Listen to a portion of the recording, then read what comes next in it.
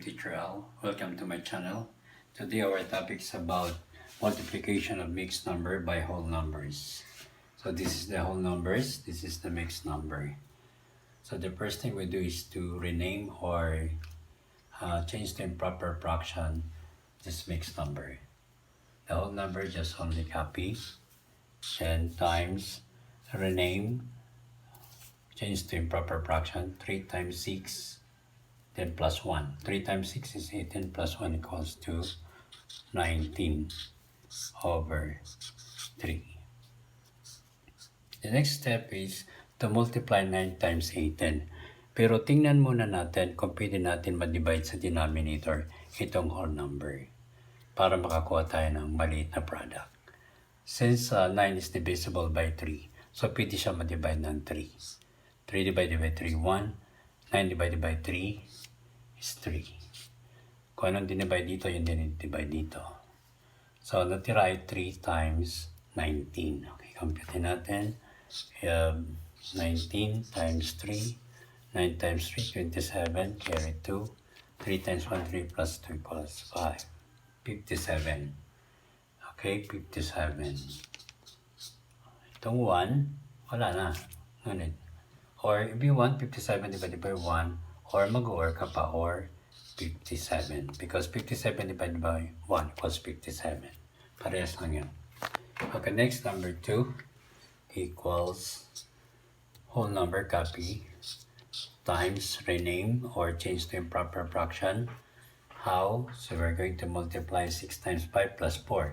6 times 5, 30 plus 4, 34 over 6. Next, whole number times the numerator divided by 6. Pero tingnan mo na kung pwede ma-divide ang 4 at 6. Kung pwede ma-reduce, okay, pwede rin gawin. Habawa, makakapag-divide sa 4 and 6 is 2. 4 divided by 2 is 2. 6 divided by 2 is 3. Then 2 times 34. Okay, 34 times 2 equals 68.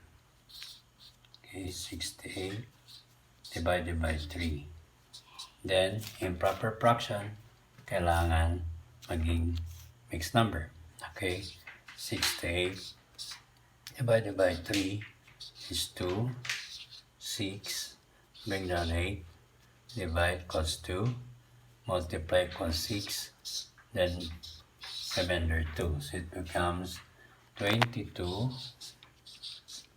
Yung denominator, gawing ilagay dito. Yung divisor, magiging denominator. Tapos yung remainder, yun yung sa numerator. I-check again natin. 22 times 3 equals 60. 6 plus 2, 68. Okay, it's correct. So, this is the final answer. Okay, next. Okay, again, this one, we have copy the whole number, 20 times then rename or change to improper fraction. 10 times 3, 30 plus 7, 37 over 10. Okay, 20 at saka 10 pwede ma-divide. 10 divided by 10, 1. Dinivide ko dito, 10, 10, then dito. 20 divided by 10 is 2. Then the answer is 37 times 2. Okay, compute natin. 37 times 2, 14 carry 1, 2 times 3, 6 plus 1, 74. So 74, may natirang 1 over equals 74 divided by 1 equals 74. Ito yung final answer natin. Okay, I hope you understand the multiplication of mixed number by whole numbers. Don't forget to subscribe, like, and share.